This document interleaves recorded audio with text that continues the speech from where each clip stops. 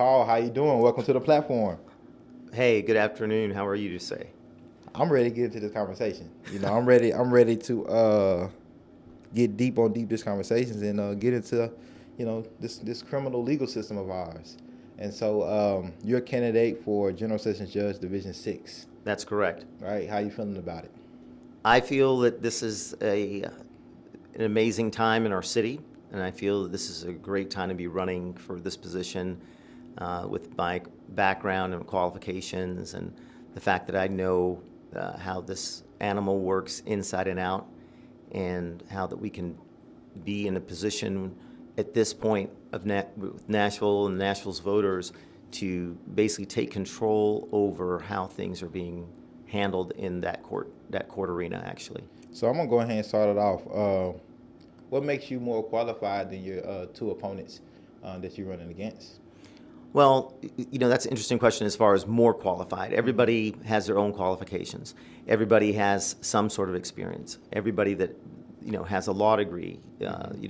First of all, to be a judge, you have to have a law degree, obviously.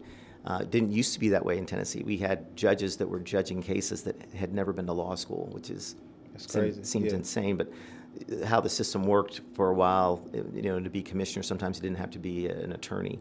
But now you do have to be an attorney, a licensed attorney. And my qualifications, I think, stand on the fact that I've been practicing for so long, and I've had a very heavy, intensive criminal practice, even though General Sessions covers civil cases too, and we have a traffic docket and things of that nature. And we have the MTMHI docket, which deals with people that are being held for mental issues or reasons.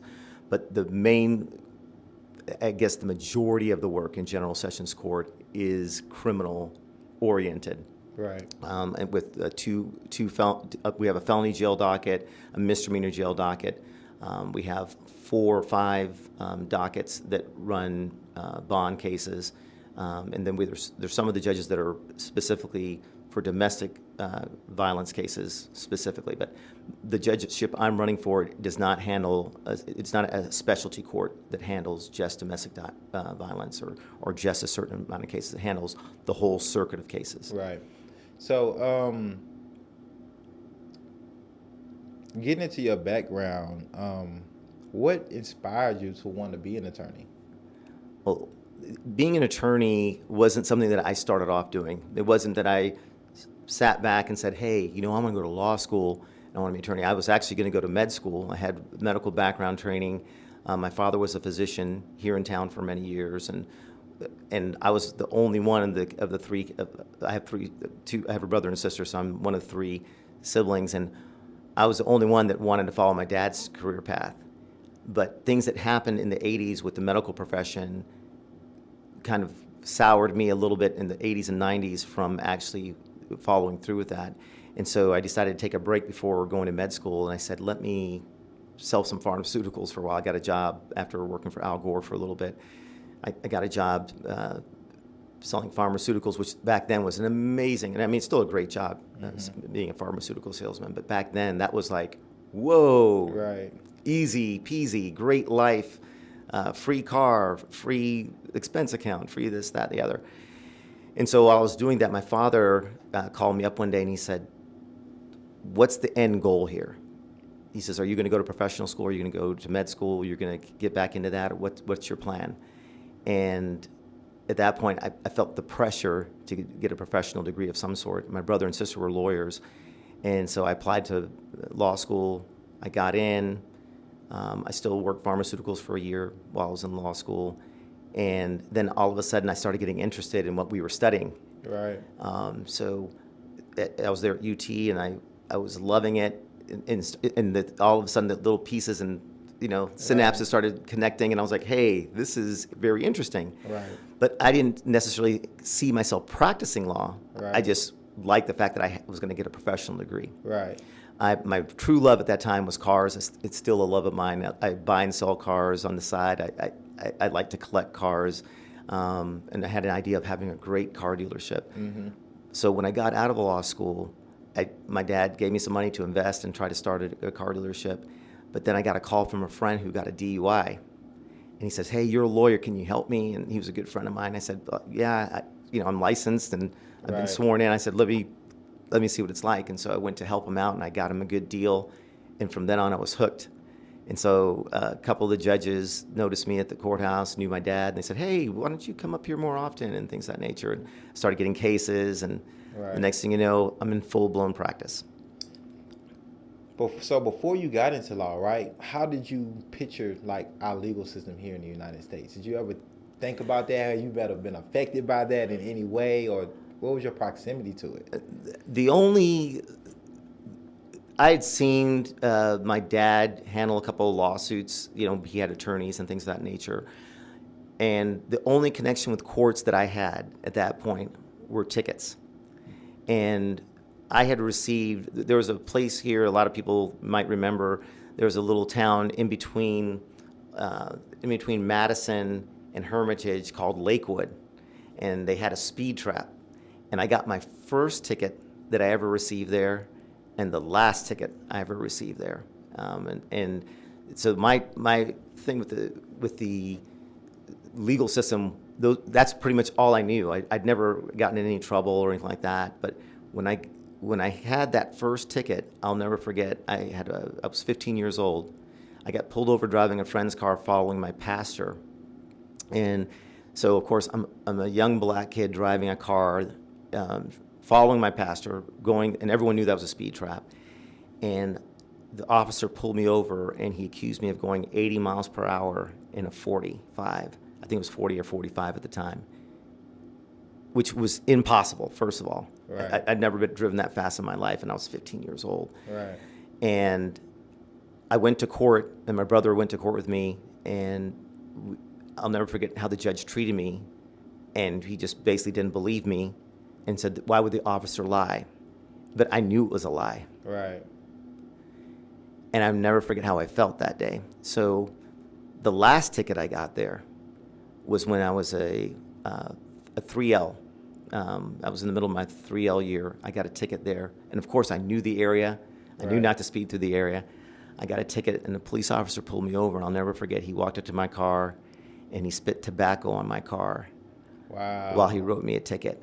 And I said, sir, I was not going the speed that you're saying I was going. And he says, well, you can tell that to the judge. And I'll never forget going back to school and how mad I was. And I created this chart, and I started writing down everything I remembered about the stop and everything. And when I went to court on that ticket, the judge, there was a full courtroom of people, and the judge called my name. And I went up there, and he says, you can be representing yourself? And I said, yes, sir, I am. And I started taking out all the graphs and charts that I had prepared, and I was going to light that officer up.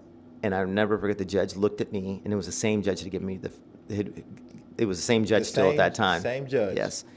And he looked at the officer, he looked at me, he looked at the people in the room, and he says, well, you know what? With all the work this young man's done, I think I'm just going to assume that he's going to win this case. I'm going to go ahead and dismiss this ticket.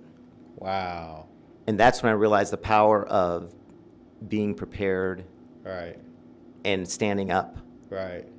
and not backing down, the power that you possibly can have in things. And so and it's kind of carried over, and I always remember that story when I'm thinking about things that have happened to me and things that have happened to other people when I see what they're going through, and listening to your clients. Because a lot of people say the client probably did it. Right. When they're accused of a crime. But the thing is, that assumption is a terrible assumption to start off a case with. So I tell my clients, tell me, I don't care if you did something really bad. You tell me exactly what happened, so I can always be more prepared than the other person that's going to be accusing you of something. What are some of the cases that you worked on as an attorney, and to this point that that feels it has prepared you and readied you to be criminal court judge, juvenile justice judge for Division 6? I think there's accumulation of cases. Right. There's accumulation of cases. I handle simple cases. I handle simple possession cases, trespass cases. I represented a police officer the other day on a trespass case, all the way up to homicide cases. I just finished a 5-day trial this past week, a first-degree homicide case. And I handle these cases in different counties. I've seen how all the different judges, how they operate. I see the different DAs, how they deal with people.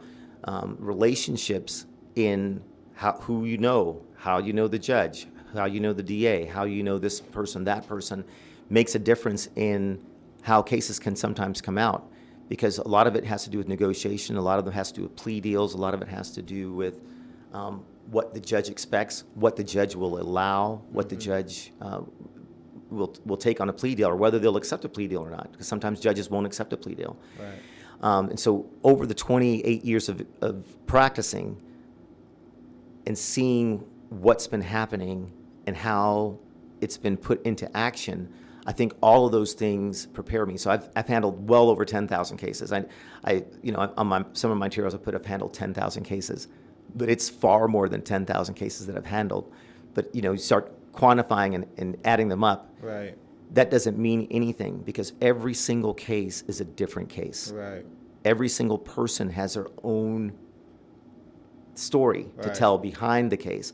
So I can handle 50 simple possession cases, but all of them are different. Right. How they interact with the police, how the police found the stuff, how, whether they even had it, if it belonged to somebody else. They're all different.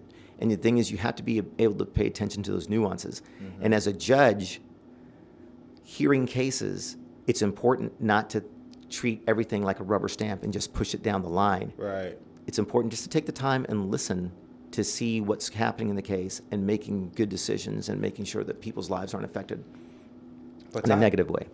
Possibly being, seated judge, and with your vast experience, right, as an attorney and seeing so many different cases, being in front of so many different judges in so many different counties as well. What are some things that you've noticed, right, that they can be reformed, they can be changed, that need a little tweaking to have a better, justice system, as people like to say? Well, there's several things. I think General Sessions Court is a court where most people have the most contact with. Right. So it doesn't matter if your case is a huge case, a homicide case, unless your case is indicted, it starts off in General Sessions Court. So if you can imagine, it's truly the people's court. So all these people that are coming in front of you, whether they're witnesses, police officers, spectators, defendants, lawyers, DAs, all these people that are coming in front of you, how your court is run, I think, affects how they feel they can operate. And I think that it's a living, breathing thing, the court system. And when people are coming in, I think some of the changes that we can make is make sure that it's accommodating to people, that people don't feel threatened when they come into court. People feel that they can express their ideas and opinions and be able to tell the truth, and that should be valued, and that the judge will listen to them and the judge won't feel as if I've gone to several counties where it doesn't really matter what you say. Right. So we have the level before we send cases up to criminal court in General Sessions is probable cause, which is a pretty low standard. It's not proof beyond a reasonable doubt. So we have these things called preliminary hearings on felony cases, or cases where people don't want to settle and they want to fight for their rights and they want a jury trial. The only way they can get to a jury trial is to, if you have a misdemeanor, is to send it up to criminal court or send it to the grand jury to see if the criminal court, if they'll get indicted and go to criminal court. Right. So a lot of attorneys don't trust the General Sessions judges to make a good call. So, for example, if you have a misdemeanor, and you have an A misdemeanor, B misdemeanor, C misdemeanor, you could have a trial. You can say, you know what, I want to waive my right to have a jury trial. I think I have facts that I can win this case. Most attorneys don't feel comfortable having that hearing in front of a judge because the judges are not used to making the hard call, which means more cases go up to criminal court, which backlogs cases. Right. The thing is, I want to run a court where people feel comfortable going ahead and having a hearing. Right. Going ahead and letting the judge make a decision and get those smaller cases out of the way and see what we can do. And I think one of the things that we can do is make sure that people know that. And then some of the other judges would start probably doing the same thing, Right. realizing that it works.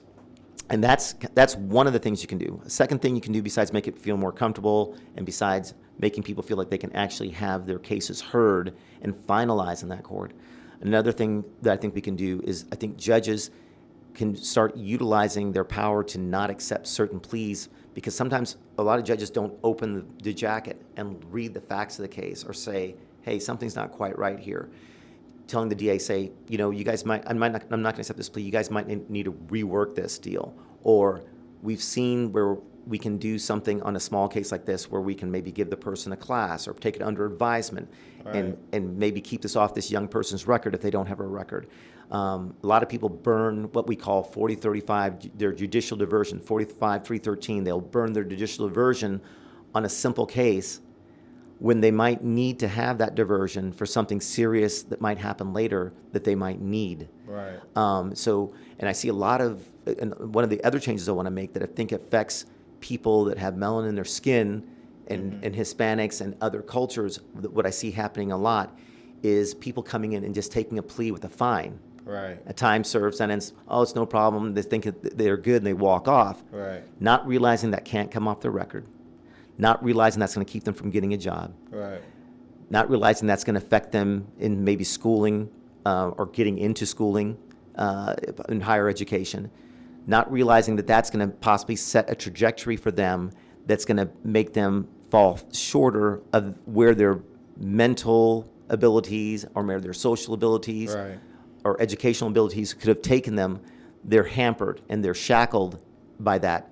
And that needs to change. Right. So since we're talking about minorities, I'm going to go ahead and pivot here. You're a black man. Yes, sir. Why do you think is the cause of such high rates of minorities being incarcerated? Well, that's a really complex question. I'll see if I can answer part of what I think and what I've experienced and what I've seen. There's a lot of mental, social, and socioeconomic training that has been going on for years and years. Some of it is how the system has been set up. Mm-hmm. Some of it is how police officers have been trained. Some of it has to do with how we as African Americans have been hoarded and sectioned into certain parts of the cities, the major cities in America. And even in the smaller cities, you see the same thing where black people are kind of like only in a certain area, right, with exceptions of people living in certain communities. There's a black part of town. There's a Hispanic part of town. The Kurdish people live here. It's the same thing. It happened in Chicago. It's happened in New York. It's happened in a lot of cities where people accumulate. Sometimes it has to do with the fact that we want to be near people that look like us or that act like us, or some of that has to do with us and the training that we've received and what we feel safe doing as a people. Right. But what inevitably happens is police are more concentrated in these areas. And the thing is, I go back to a simple example. When I wear jeans and a T-shirt and go into certain malls south of town, I'm treated completely different. People watch me, they're following me around, assuming that I'm about to do something.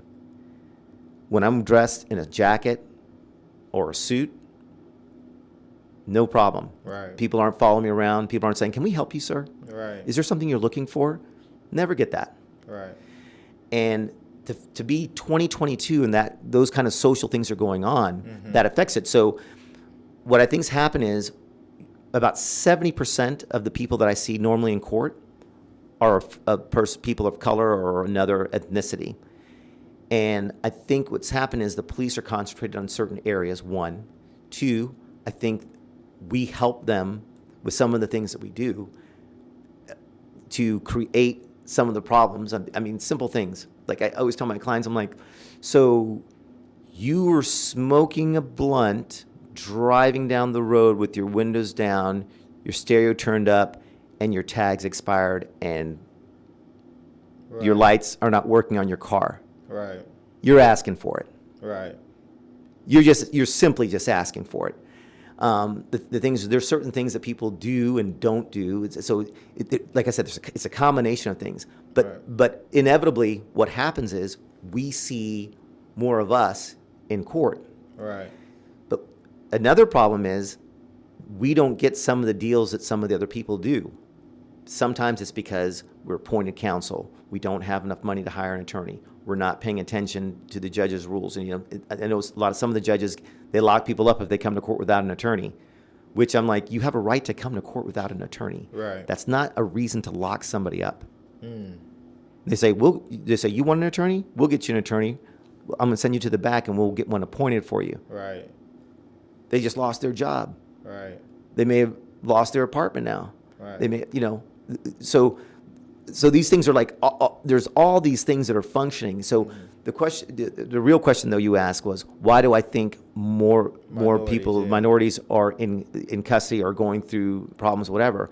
And I think basically comes down to pure training.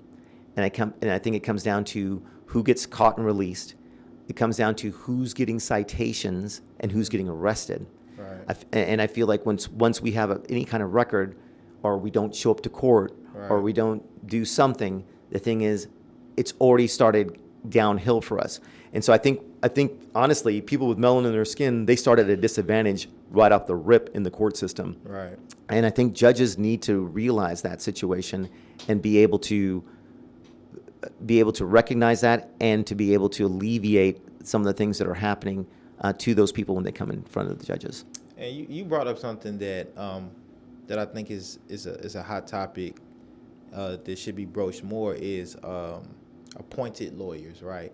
Mm-hmm. So if a judge, say the DA's office is backed up, right? They don't have anybody available, so a judge can appoint a private attorney to a case that is not affiliated with metro government. Okay. Some people feel like there might be a conflict of interest. What is that relationship between the attorney and the judge? It might go in the favor of a defendant, or it might go against. Just depends on the representation, right? How do you feel about that? And I guess as a judge, what kind of checks and balances could it be with judge-appointed attorneys that judges can do to kind of say, make sure you're representing that client properly, you're communicating with him or her, and doing all of those things, and not just kind of, okay, I'm gonna appoint you, this is your attorney, and then like that's it. Okay, so let's talk about the public defender's office first and their role, and then let's talk about the court-appointed attorneys, if that's okay. Yeah. Break it down for us. The public defender's office here in Nashville is probably one of the best public defenders offices that I've ever come into contact with, and I travel to every single county that touches Davidson. I'm in. Counties further out, I'm in. I've handled cases in Memphis. I've handled cases in East Tennessee. But the thing is, majority of my practice is Davidson County, and then I do the other counties. And I see how the public defenders act in the other counties and what they do and what they get accomplished. And I'm telling you, I'll put our public defender's office up against any public defender's office I've seen in other states that I practice in. Mm-hmm.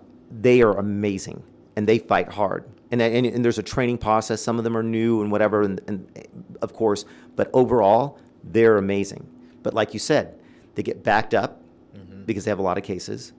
1. 2, they have conflicts. So if they've represented somebody in the past that might be a victim on a case in this case, or they might have a pending case going on, then that conflicts them off. So then it kicks those people out that can't afford an attorney. So then the next step is for them to contact the judge's office or to reach out to somebody to get a court-appointed attorney. And a lot of times the clerks for the judge or the judge's secretary, they try to do that, and sometimes it's done right there on the spot. If we have victims or people there, we try to do it on the spot. Judges, I think, need to be very careful to look at the type of case that they're appointing just someone that happens to be in the courtroom that day that's a private attorney or someone that's seeking appointments. There's no problem with that. Those attorneys have gone through the same training. But the question is experience and whether or not they are in a position to handle the case properly. And so I think it's imperative that the judge is involved in making sure that when they're appointing a case, that the person's up to snuff, up to speed, things of that nature. If a judge sees that the attorney they appointed is not doing that work or not putting the effort in to represent the person. The thing is, there's nothing worse than someone feeling like someone's just trying to collect a check and doesn't care about the representation of the person. And the thing is, if the judge cannot see that, that's a problem. So a lot of judges haven't practiced for years. Right. They haven't seen what it takes. They can't tell by looking at a case what happens. I can size up a case really quickly and say, okay, there's some problems here. This is where the attorney should be focusing or whatever, and here are the issues right. and whatever. So as a judge, if you see that the attorney is not doing that, right away, you need to say, okay, I don't maybe need to be doing that, or maybe I need to get this other person a new attorney. The judge can do that. The judge can put the brakes on and say, you know what, we need to stop this hearing now, or how the conversation is going. I saw a case the other day where someone got appointed to a case and they tried to resolve a very complicated case in just a few minutes, when they should have said, Judge, I need to reset. Right. I need to take a look at this. I need to, sit back for a second and try to talk to my client. They just launched right in. That's a bad position to be in. And because I do so many cases, and because I've done so many cases, right. and because I've seen this happen before and recognize who the players are, I think it's important and imperative that the judge, whoever becomes a judge and whoever gets his seat, has that understanding and sees it and can stop it right when it happens.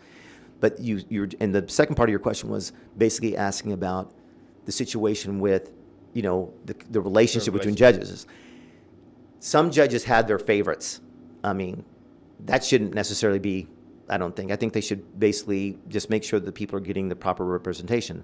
But then some judges are appointing people that they know can handle heavy cases and can handle very serious situations. So they don't want to hand it to somebody that's novice, that's just learning the practice. Right. And I also think that we need to reinstate the training programs that we have for all these young lawyers that are coming in, that are practicing in the courts, to make sure that they have the proper orientation and who to lean on and how to get help if you're having some issues. So I think some of those things could alleviate some of the problems. And I think people that are well-trained and become judge should be able to influence how that's done, and maybe a change in how we do things, because how it's done now sometimes is problematic. Cash bail, money bail. Okay. Hot topic. Should money even be associated with a human body?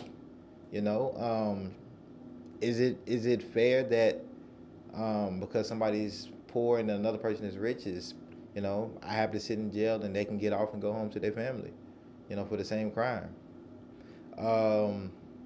What are your thoughts on cash bail, money bail? Is there reform needed? What does that reform look like? If so, what are your thoughts? And I know magistrates, generally sets bail amounts in Correct. court, but that may. But judges can change. But judges can change that. Judges can change that. So this is right now obviously a very hot topic, because we realize who high bails and bails affect the most. Right. Black people and poor people. Black people and poor people. And sometimes Hispanic people, and people of color, people of color, and the work it affects the poor people, working class people, and on a much larger scale, the minority cultures. Right. It affects us.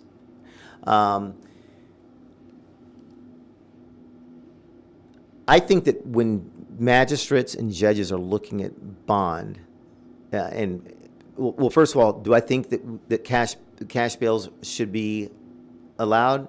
Yes, I think they should be allowed, because there's certain crimes that I think there needs to be some sort of monitoring. One, like there's different types of monitoring you can do.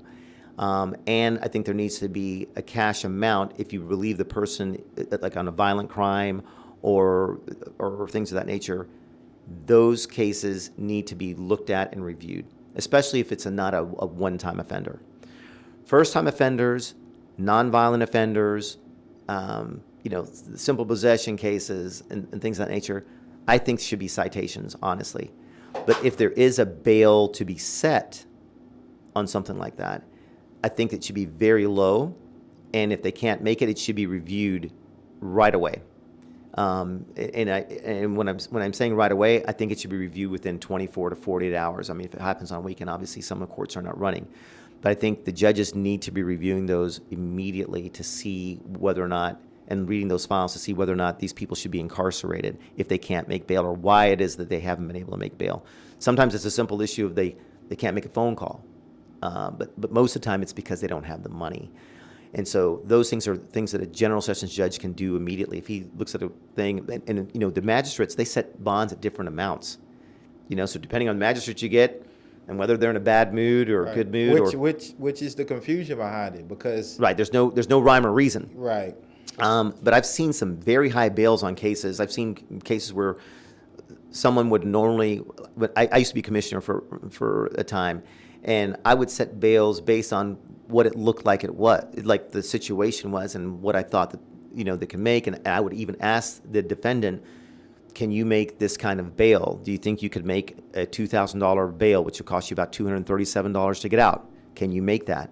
And you try to talk to them, because the thing is, set an amount that you think that they might be able to make, or they think that their family can make, because I think that's important. But I mean, if someone comes in on a homicide case and they're flight risk, or there's some issues or whatever, the thing is, obviously the bail is going to be much higher. But I've seen people that have had low bonds on very serious cases, and someone have a super high bond on a drug case that there was no, there's no victim. Mm-hmm. And I'm like, how is that? Right.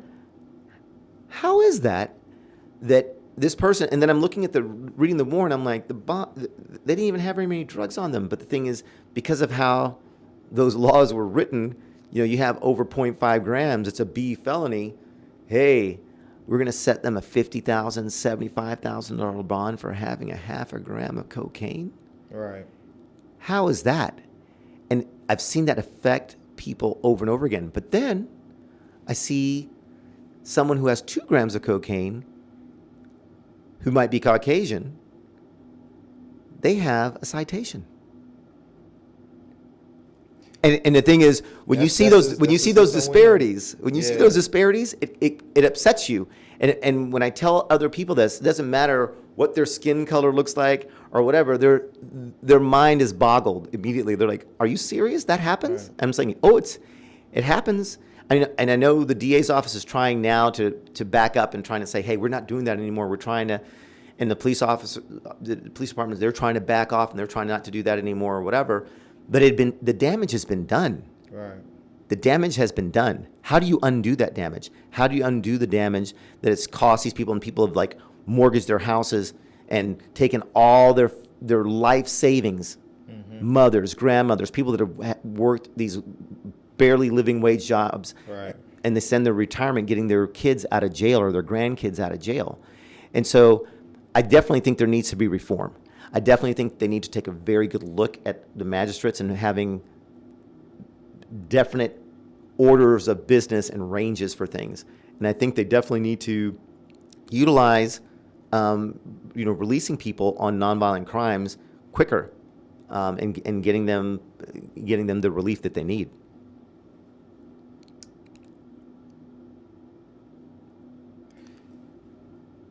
Accountability is a big thing. And court watch is one of those things that I feel community can really get a look at and see, and how judges are practicing, how they're making their decisions, and just understanding what is going on in the courtroom. Because unless you have to be there, which we don't want you there, you may not know what happens. Do you support something like Court Watch here in Nashville, and having an organization or just a organized body of people coming to see how you're ruling? Oh, 100%. I think courts should be open to everybody. I know some judges don't like people using cell phones in court. If they're filming other people that are victims or whatever, or trying to use it as intimidation or whatever, that's not proper. Obviously, that's amp stuff up, or people just trying to do whatever to just agitate, throw gasoline on fire. But people should be able to come into the court. People should be able to come and watch what we're doing. People should be able to come and watch the judge is doing. Open to critique. I've told people before, I said, if I become judge and you know me and you know how I act and you know what I stand for, Right. if you see me doing something that doesn't seem right or does not seem my personality of how I care about people and all people, and you see me doing something that's not right, Right. I want you to come up and talk to me about it. Told attorneys that, told DAs that. Judges, I think we should have peer review. I think we should also have people from the outside seeing how things are going. Right. And because like I said, I want the court to be open and inviting to anybody and everybody. And so that no one feels like anything's happening, no back deals are being cut, no one's helping Johnny out because Johnny's dad supported Paul in his race or what. That shouldn't happen. If there's a conflict of interest with me and something that's happening, I want it out of my courtroom to another courtroom. And if there's a situation where someone wants to waive a conflict because like they say, oh, well, he represented my son or whatever, and I recognize them, Right. I'll notify the party saying, hey, listen, I just want to let you know I feel comfortable hearing this case, but I know that person that's sitting with the victim in this case, or I know that person that's the defendant's mother. If that affects you guys, we can move your case to another courtroom if you don't think I can be fair and impartial. Because I think being fair and impartial and above board is the utmost importance for people feeling that they're getting justice served properly. And to kind of pivot into that, people coming into the courtroom, a lot of times, a lot of the damage has already been done once people would come before you, right?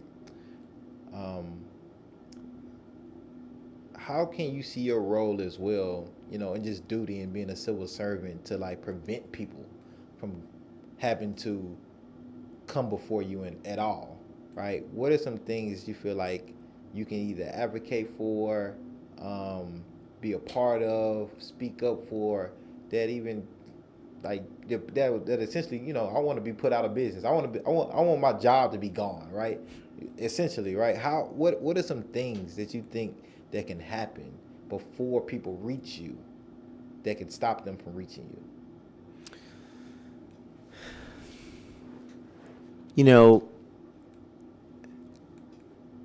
I think we all make choices and mistakes that if we could reverse the time, we would go back and say, you know what, I should have done this. I could have done this better. I could have responded to this better. I could have acted in this way better. I think that from a position of being a judge, things that we can do is we see certain things that cause people to come in front of us in the first place. Right. And the thing is, I think some of the advocacy needs to extend to go backwards and try to reach people and tell them what's going on. I think them knowing what's going on in court, I think them knowing some of these stories, getting people to share. I think, judges, we have cases that come before us where we can explain things to people, and maybe some of the punishment without having a conviction could be someone else sitting in and talking to people in certain groups and going into schools and doing things. I think as a judge, we could create some programs, and as judges, we can create some programs in Nashville where we're explaining what happens when you get to this point. Basically, kind of almost a prophylactic approach, a preventative approach of trying to get there before people step off the cliff and pick up a charge. Right. I think that the way the city's growing, there's going to be more and more cases, more and more things. We're getting bigger and bigger and bigger, and more people are wanting to come here for different reasons.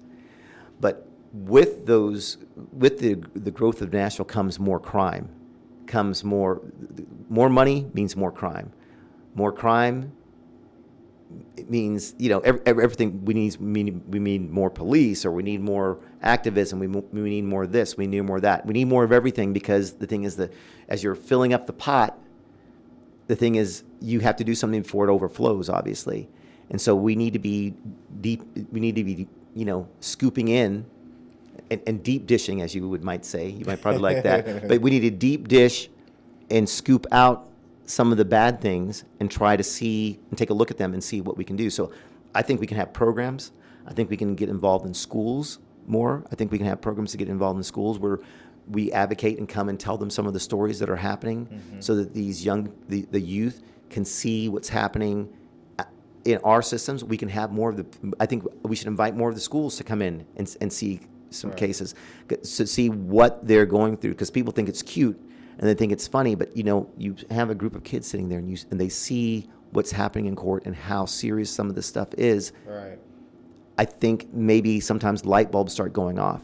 Right. And I think that's one of the things. I mean, there's plenty of things that we can do, For sure. but I think that's one of the things that I can think of right off the bat, that we can get the community involved and get people involved. And I think it'd also be good for the defendants that are going through cases and whatever, if we have them on an under advisement plea where they have to speak at a couple of events and do a couple of events and talk to these kids and whatever, telling them what happened to them, tell them their story, help them to realize maybe this is a breaking point for me, and I've been getting an opportunity to try to correct what I'm doing and influence these other people coming through. And that makes me want to talk a little bit about restorative justice, right? Because their restorative justice pieces, one, you have to take accountability, right? You have to admit that you harmed someone or harmed a family. But I think that also allows judges in the court system to take a deeper dive on why that person, did that offense. Right? Why did you, steal that purse? Why did you take that car? Why did you, commit whatever type of offense that you committed? And it's layers, right? And you kind of mentioned this before. It's layers underneath that. Mm-hmm. So how does restorative justice play into your rulings as potential judge? Well, I think that a lot of cases I see in general sessions, there might be a fight between girls that in college or whatever, or roommates, or it might be over a boy or whatever it might be, or over a girl. I mean, I'm not trying to say that only girls fight over partners or whatever. Yeah. But the thing is, sometimes you're doing the hearing, whether it be a preliminary hearing or whether you're doing a trial. They decide to do a trial, and you're doing that, and you see all of a sudden this happened because they didn't communicate. And the thing is, a judge can stop a hearing. A judge can, or if we're having a trial, a judge can, when they're giving their ruling, can say, you know what, this is the situation. And they can ask questions. And I think that's why I want to be a general sessions judge more than a criminal court judge, because a criminal court judge, maybe on a probation violation, can hear something, or maybe if they waived a trial, can dig into it. Right.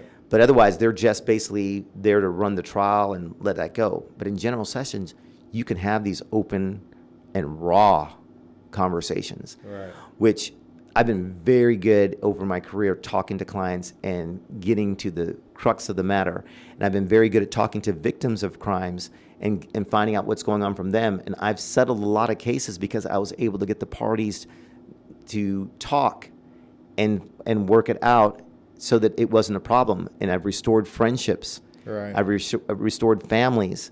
Families have been fissured by events.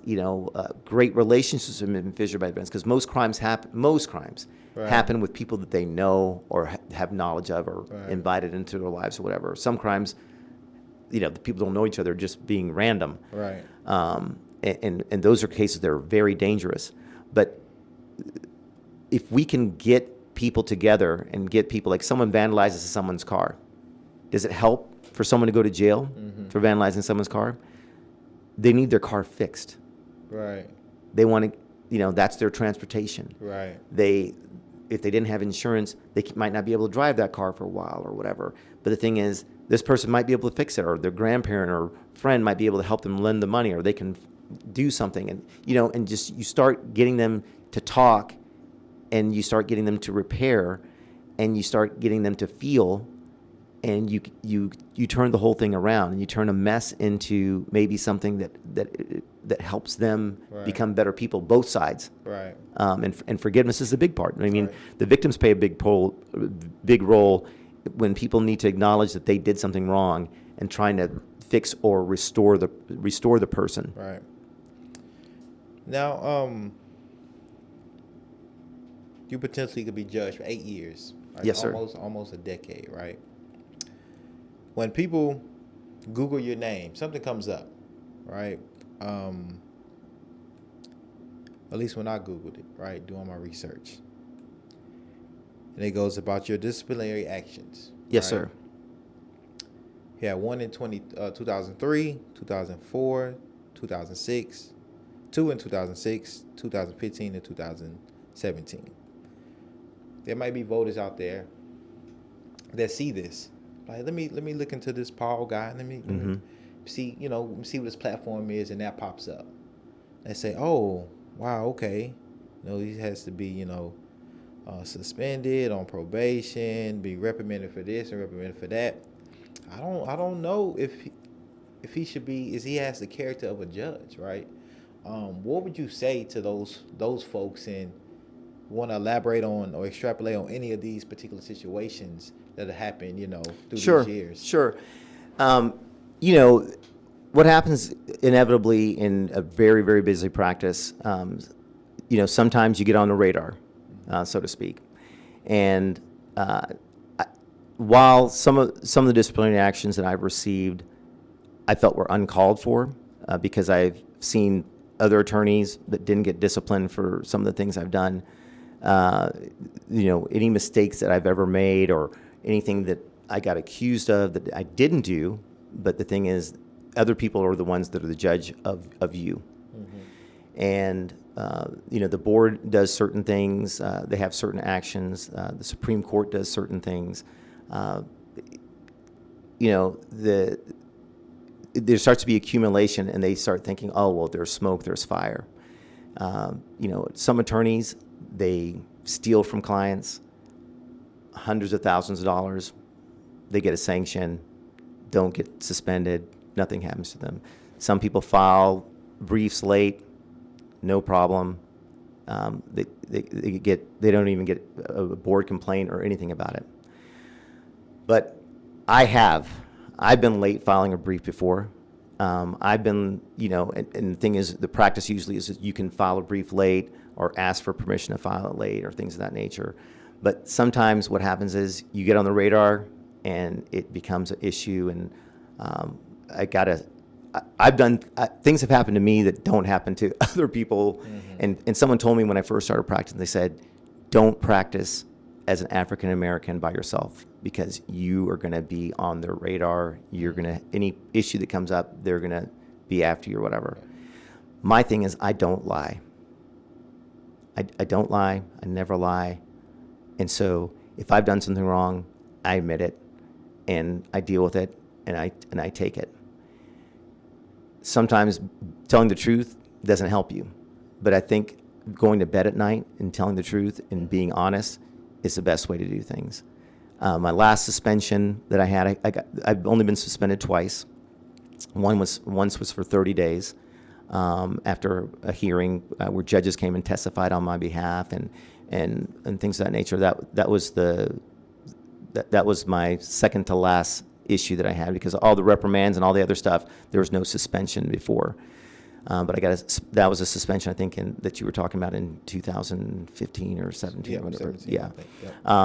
And then while that suspension was going on, something that had happened prior that should have been part of that suspension came, and they filed. It was a separate thing. The Board of Professional Responsibility, they had a hearing panel. They decided that I shouldn't be suspended after they heard all the facts. But of course, the Supreme Court didn't like the fact that, even though that's their panel, that they didn't like the fact that they had done that, and they said they want to take their own look at it, and they decided to do their own thing, and that ended up in a 6-month suspension.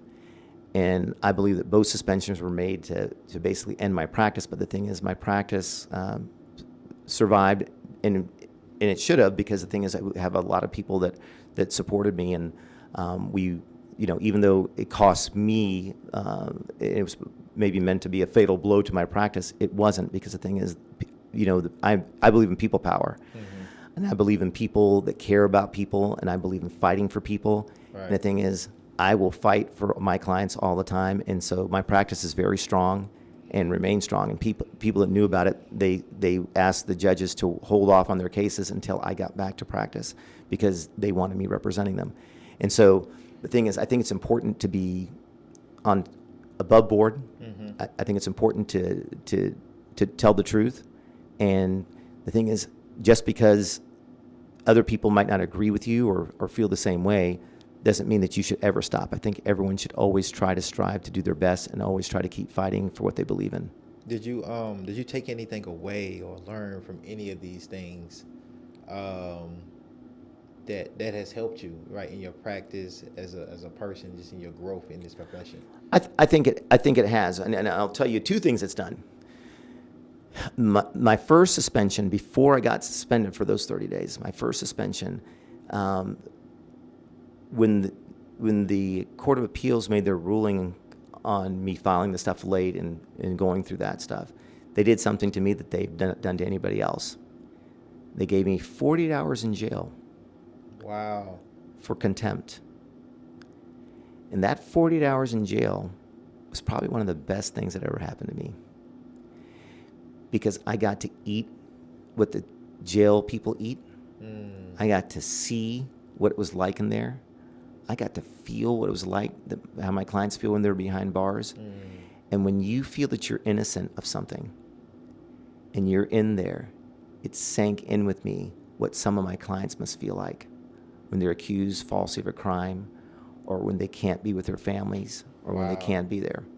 So that's one of the things that I took out of there that I'll never forget. I'll never forget what I smelled like when I came out of there just for 48 hours. Right. I'll never forget what I smelled like. I'll never forget I had to take 2 showers to get that smell off me. That stuff you can't forget. When I had my 6-month suspension, it was a different feeling. And I wasn't suspended yet for the 30 days. That happened because of what happened there. That's how I got the suspension for the 30 days. Because that got reported. So then we were talking about this other suspension that happened that I felt shouldn't have happened, and I think they felt it shouldn't have happened either, but the Supreme Court felt it should. What I took from that is it doesn't matter if you lose everything. You can lose every single thing that you have, but the thing is your family, your faith, the ability to fight for what's right, and the wherewithal to survive any storms that come your way, and get up and stand up and keep walking, and then run.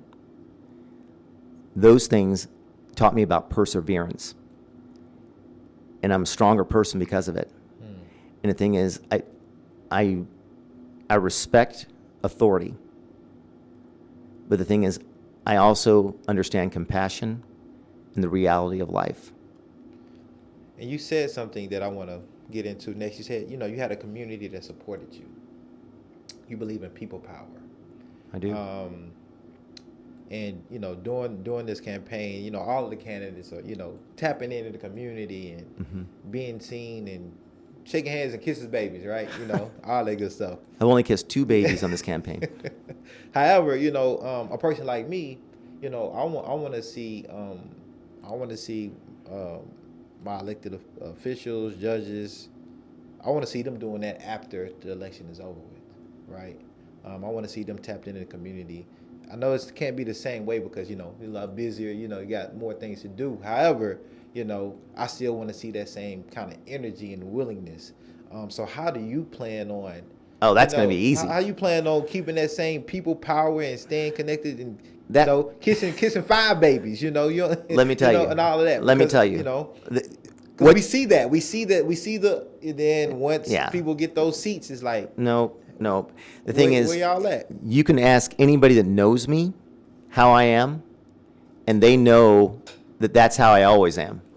I'm never different. I like going places. I like seeing people. I like talking to people. I like talking to random people. I talk to the people. If you rode around with me for a day, I talk to everybody, anyone I can shake a hand with, anyone I can wish them a good day, anything. I love it. I love people. I care about people. One thing that's different about me is I think one of the reasons why I like so many people from so many different cultures is because I come from a multicultural family. I speak different languages. I see people differently. I understand people. I understand different religions. I'm interested in everybody's religion to understand what their philosophies are, and understanding who their God is and things of that nature. And I get into philosophical discussions. That stuff interests me. But the thing that makes me different is, I think what propels me is going back to when I was a young kid, when we first moved here. I'm the only candidate in this race that's had a cross burned in his yard. I'm the only candidate in this race that has not been able to buy gas at 3 gas stations. Wow. When I was in college in the 80s. I'm the only person in this race that's actually had a rope put around his neck and tried to be lifted off the ground when I was in college in my senior year. Wow. At East Tennessee State University. And this happened when we were on a trip, and it was one of the fellow students that did it. But another student caught him and told him to put me down. Wow. Damn. And the thing is, like you talked about some of the bad things that have happened to me, those things don't happen to other lawyers. Right. For the same things. Right. They don't happen to other people. And the thing is, there's different ways of shackling people. There's different ways of imprisoning people. There's different ways of keeping people down. And the thing is, this city and a lot of the people in the city have been suppressed and kept down and shackled in different ways. Right. And it's modern day shackling. Right. And the thing is, we've got to put an end to it, and we got to treat everybody with respect. We got to treat everybody like they're the most important thing going on. General Sessions Court can slow down. We don't need to be rushing through dockets and getting done at 11 o'clock. If we get done at 11 o'clock, great. But the thing is, I'm going to still be around just in case someone didn't make it to court because their car broke down, or they got a flat tire, or they were sick. What does justice mean to you? And what does justice look like as you as judge for General Sessions Court Division 6? What does justice look like?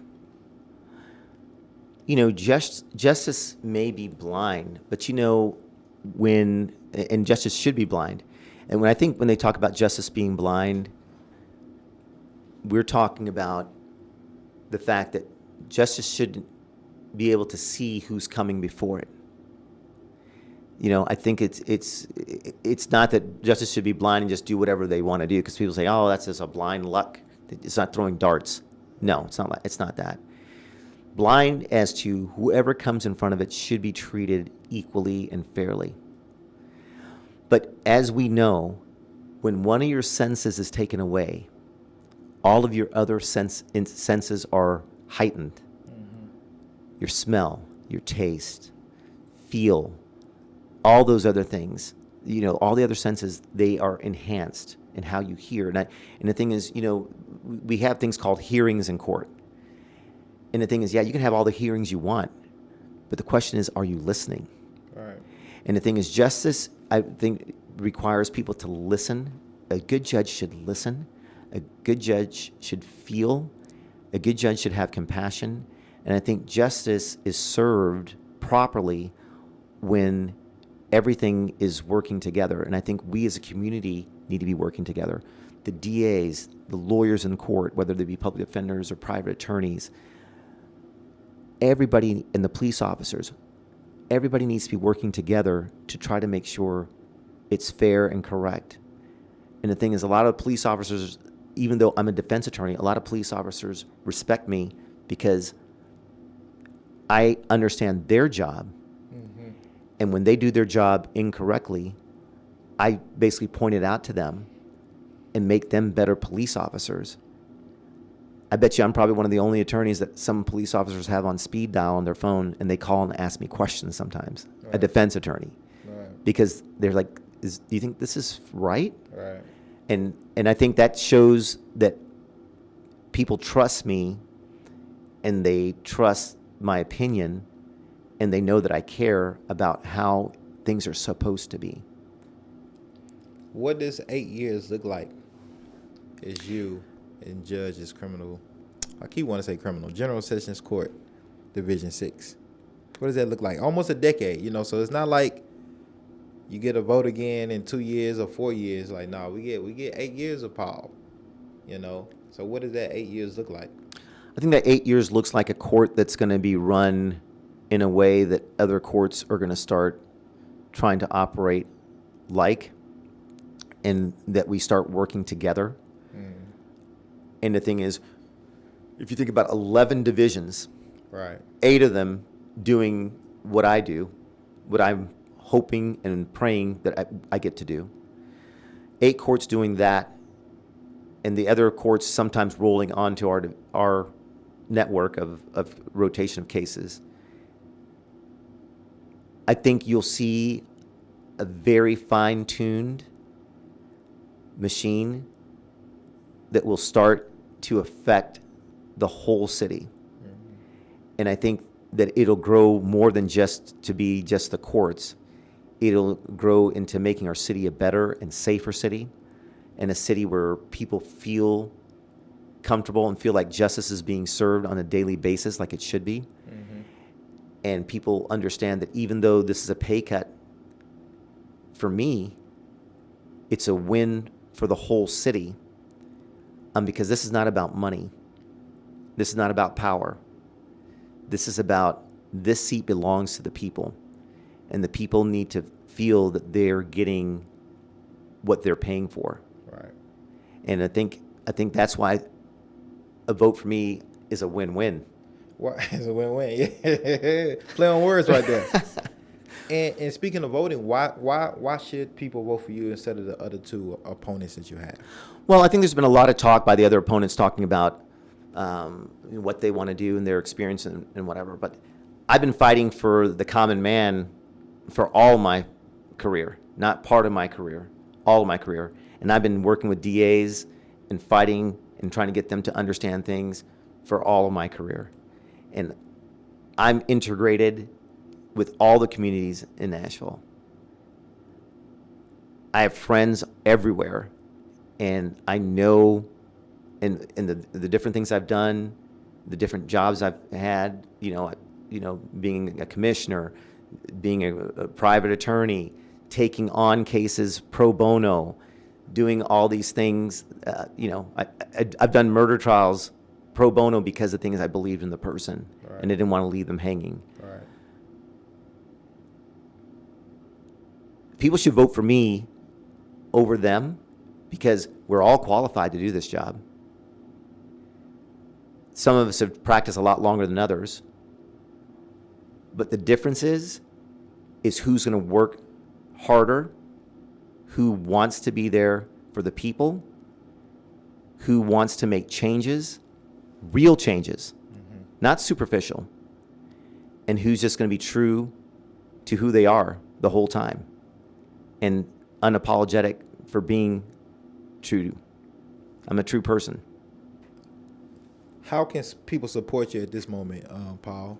How can I find out more about you, reach out to you, support you in different ways? How can they do that? Well, we have different platforms, but my website is www.paulwalwynforjudge.com. Instagram, paulwalwynforjudge.com. On Facebook, paulwalwynforjudge.com. They can reach out to me and my staff, and there's all kinds of links and things that they can do. But how people can really support me is they can tell their friends to come out and vote early and often. I always say, but the early voting starts April 13th and runs for 2 weeks. And then May 3rd is the actual one day of voting at all the precincts. But April, I would like for people to come out in droves. I'd like people to come out and make sure that their vote is heard, tell their friends, family. Some people are saying, well, I don't even live in Davidson County. I say, yeah, but you don't live in Davidson County, but you have friends that do. And they're like, well, yeah, I do. I said, share, talk about it. Let them know. This is important, and this is important for them. I want to serve them. I want to serve them. It's definitely important. It's 8 years. It's a long time. And, judicial elections, our criminal legal system, local, it hinges on you all. So I advocate for everybody to get out there and do your research. And It's 8 years. It's a long time. You know, we got to get this right. You know, we got to get this right, and we got to do our due diligence when we talk about our judges and other judicial officials here in Nashville and Davidson County. Paul, I want to leave you with the last word. You know, if there's anything that you want to share with our viewers and listeners, maybe that I didn't get to with my questioning today through the interview. Well, I think the one thing I'd like to say is that voting in this election that has such an effect across the whole county for all these judicial seats and clerk seats and things of that nature, these kind of elections people don't get excited about. There's not a lot of people that come out for these elections. You know, out of the 700,000 registered voters in the Nashville area, probably only 30,000 are going to show up, if that. Maybe we'll get 30, 40,000. It was like 25,000 the last yeah, 20 yeah. last but time I this think happens? but the thing is, we're hopeful that people will get a little more energized about this one. Right. But the fact that only that many people control how their city is run, and like you said, for 8 years, Almost a decade, yeah. and how justice is served, and how civil dockets, you know, we run civil dockets in general sessions as well, how small claims are done and how tickets are done and things of that nature. Those things touch everybody. Everyone, like most people have gotten a ticket. Most people have had something civil happen to them before. Most people have had a credit card that they forgot in college that they didn't pay off or whatever. There's so much contact with people in these courts, and these people that you're electing are going to be there and just, if they're the wrong pick, they're going to be hammering people for 8 years. Yeah.